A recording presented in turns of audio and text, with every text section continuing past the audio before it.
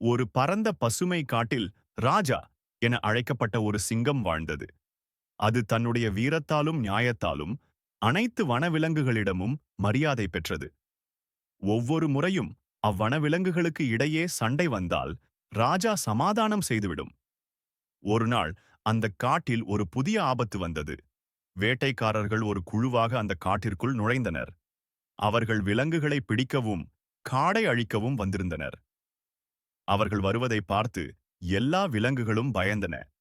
தப்பிக்கவோ ஒளியவோ வழியின்றி அந்த விலங்குங்க ராஜாவிடம் உதவி கேட்டன.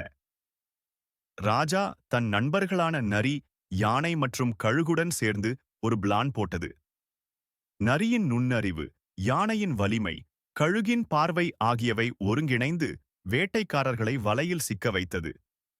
இந்த விஷயம் போலீசாரிடம் தகவல் தெரிந்ததும் அவர்கள் கைது செய்யப்பட்டனர். காடு மீண்டும் அமைதியானது. விலங்குகள் ராஜாவை பாராட்டின. ஆனால் ராஜா சொன்னது, நம் வெற்றிக்கு காரணம் நான் அல்ல, நம் ஒற்றுமையே என்று சொன்னது.